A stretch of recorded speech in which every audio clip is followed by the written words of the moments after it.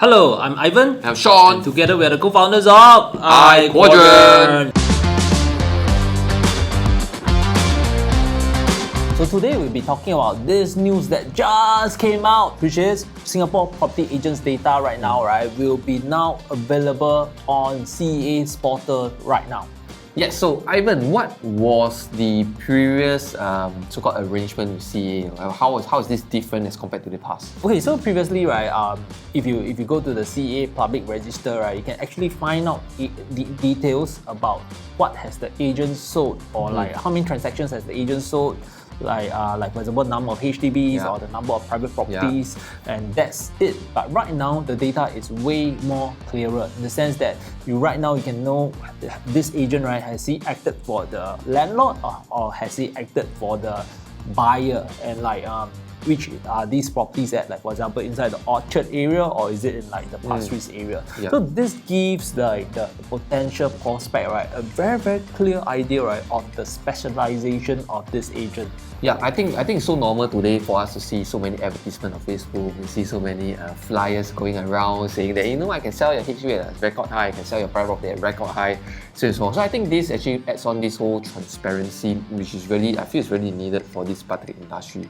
So I think the key is that, for example, if you want to find an agent to help you transact a HDB, you might want to find an agent that have more experience in the HDB space, right? And of course, so it's likewise for private property as well. You do not want to find an agent that specializes in HDB to sell your private, and likewise the other way around. So now, I think one thing that is unfortunately still missing, which I hope they will come out soon, actually the data for commercial and industrial property. So I think this is a space where it's largely neglected, and it's so common for a residential agent specialist to dabble into industrial commercial property. And when they dabble in industrial commercial property, unfortunately, there are a lot more things to look out for. For example, they might not know how to claim GST for the properties and so on. And all this advice is really needed, especially if they are helping a buyer buying their first industrial and commercial property. And especially if you're talking about commercial and industrial properties, right, there will be things that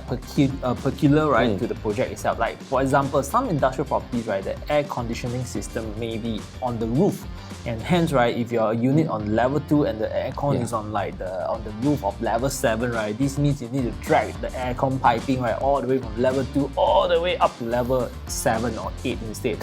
When it comes to residential, right, then this doesn't happen because you actually have an aircon latch. So these are the things that we actually need to take note of, and hence having a specialized agent and being able to identify if the agent is specialized becomes very important. Yeah, I think overall, I think why you really want to touch on this news, because we just want to share with you, I think the property industry is evolving.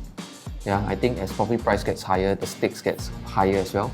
I think the CEA is doing an awesome job in continuously improving the not only the quality of the agents, because by the way now, if you try to take on the exam, the CEA exam, right, to pass to become an official property agent, it's really not easy.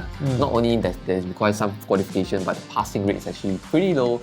This basically filters out those that are really serious to become a property agent, to then ultimately have the license. So I think over time, this entire industry will evolve into a much more professional front, which is, I think, much needed for such a developed country like Singapore. Yeah, I think in the future, right, instead of calling real estate agents, right, it will be real estate professionals. Correct, yeah.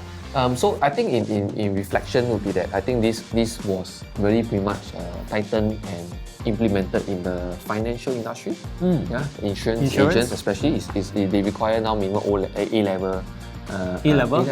Wow. A-level or diploma actually. Yeah. So it's not exactly the easiest to I mean not everyone qualifies to become an insurance agent, and I see this happening towards the property agent, property side as well, because I think the last thing they want, remember guys, insurance ultimately still can potentially cancel insurance policy.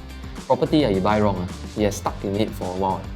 The sellers tend to do everything involved. So actually the stake in the game for property is, to me, is way higher. It looks way higher as compared to even just an insurance policy on its whole. So that is why I think the industry should get more stringent. I think it will be good for every single Singaporean. Totally agree. Yeah. So I'm very happy to see all these improvements coming from CEA. So once again, I hope you learned something from this video. Yes, so Shawn, Ivan, signing off. bye bye. Bye.